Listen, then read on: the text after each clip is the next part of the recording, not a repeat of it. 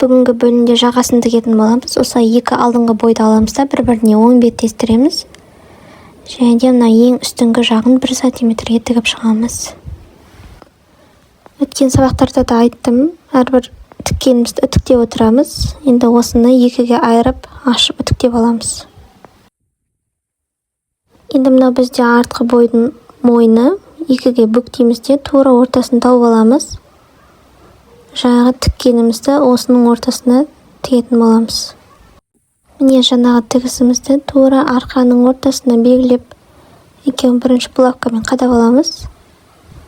Содан кейін мына жер бізде жағамыз үшбұрыш болып тұрады ғой. Осыны 1 сантиметрден өлшеп аламыз, тура үшбұрыш қылып. Сосын тура осы үшбұрыш жерді кесетін боламыз. Не былай 1 сантиметр, және де былай 1 сантиметр сызып алыңыздар. Енді тіккен кезде осы ортасынан бастаймыз. Тура ортасынан бастап, анау жаңағы үшбұрышқа дейін тігеміз.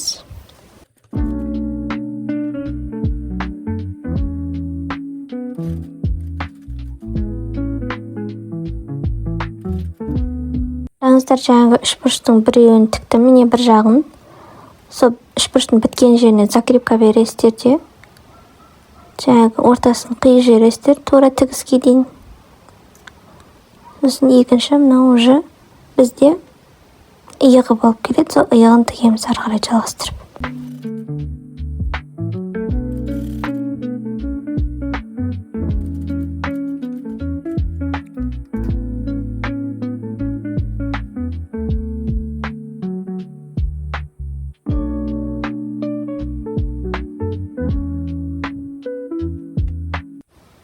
Енді екінші жағын тігеміз. Екінші жағын тіккенде тура үшбұрыштан бастап тігетін боламыз. Жақсылап закрепка беріңіздер, шығып сөгіліп кетпес үшін. Мінекей видеодан көріп отқаныңыздай бір жақ үшбұрышынан бастаймын. Тура үшбұрыштан бастап тігетін болам, ортаңғы иығына дейін.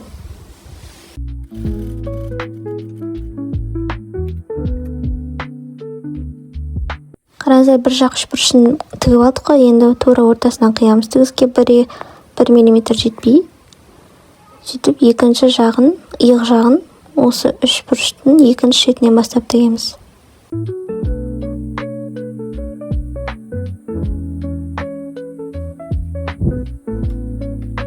Міне видеоны дұрыстап қараңыздар.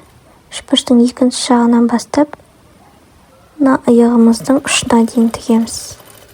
Тура осы жағаны ютубтан іздесеңіздер, цельнокройный воротник деп неше түрлісі болады.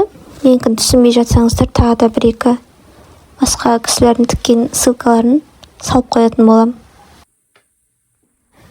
Мінекей осымен жағаны біріктіріп тігіп алдық.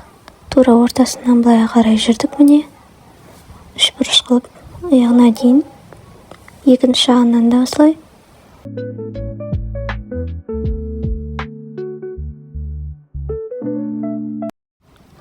Енді көйлегімізді осылай оң бет тестіреміз де, подбордты тігеміз.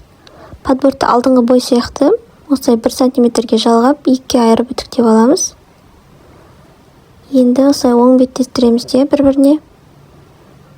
Жағаның жоғарғы жағы ғой, доғал болып тұр.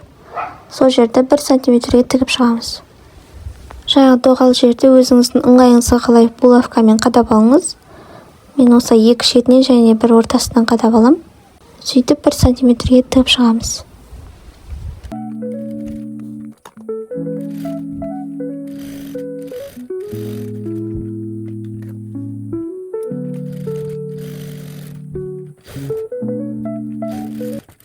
Енді тігіп болғаннан кейін осы доғал жерімізге рассечка береміз. Тігіске 1-2 миллиметр жетпей қиып шығамыз осылай.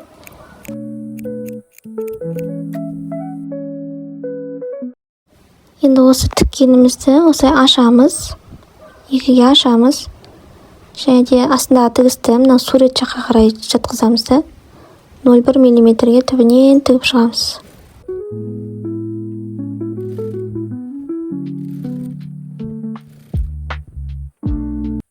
Тігіп отырғанда астына қайта-қайта қарап қоямыз да, тігісіміз сары подборд жаққа қара қалмасын.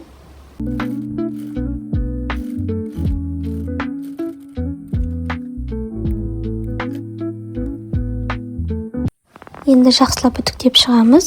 Осылай. Бізде сары жақ жағаның беті болады ғой. Сондықтан жаңа тігісіміз көрсетпей астына жіберіп осылай үтіктеп шығамыз. Мінекей осылай манекенге бір кигізіп көрсетейін. Біз жаңа міне жағаның осылай артқы бөлігін тігіп шықтық. Не үшін 0,1 тігіс бердік? Себебі осылай әдемі жатады жағамыз.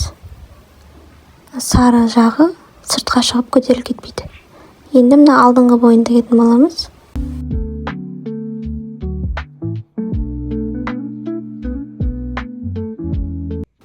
Мінекей мына алдыңғы боймен подбордты осылай тұрады ғой, готовый күйінде. Екеуін 10 беттестіреміз, ішкі жағынан тігетін боламыз. Мінекей осылай бір-біріне 10 беттестіріп, ішкі жағынан 1 сантиметрге тігіп шығамыз. Бірінші булавкамен қадап аламыз, ыңғайлы болу үшін.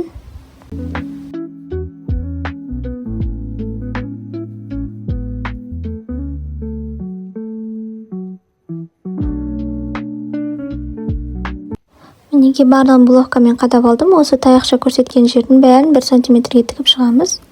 Міне шетінен таяқшам қисық кетіп қапты ғой.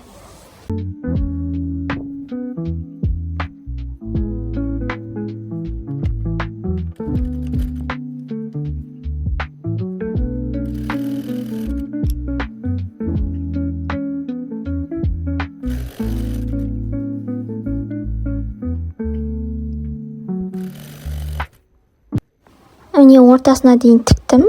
Енді ары қарай аяғынан бастап тігем. Сонда менде тартылмай бірдей жатады. Артық мата шығып кетпейді. Осы жерді 1 сантиметрге тігіп алғаннан кейін жақсылап үтіктеп алыңыздар. Машинкаңыз тартатын болса, сол тартылған жерлерін бәрін кетіріп алып, жақсылап үтіктеп алыңыздар.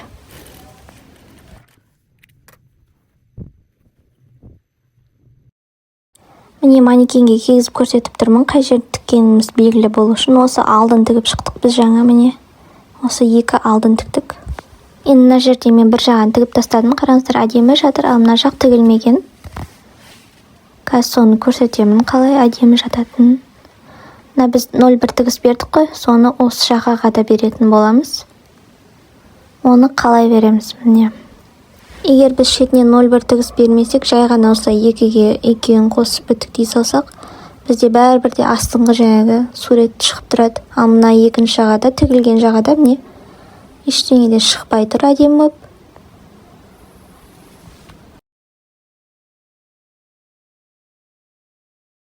Енді бұл 0,1 тігісті де біз жағаның қайырылған жеріне дейін ғана береміз. Міне мен осы жерден жағаның қайырылған жері бітеді, осы жерге дейін береміз. Сурет жағынан ары қарай ішкі жағынан беретін боламыз. Ары қарай подборд жақтан береміз. Не үшін? Себебі қазір осылай бір-біріне айқасқан кезде көрінбеу керек қой біздің тігісіміз, сол үшін солай 2-ге бөліп береміз технология бойынша. Енді примерно ненің не екенін түсініп алған шығарсыздар. Не үшін тігеміз? Енді қазір қалай тігетінін көрсетемін. Мінекей подбордқа аяғына дейін тігеміз. Соны көрсетіп жатырмын. Қалай тігетін келесі бөлімде көрсетейін. Осы бөлімге сыймай қалды.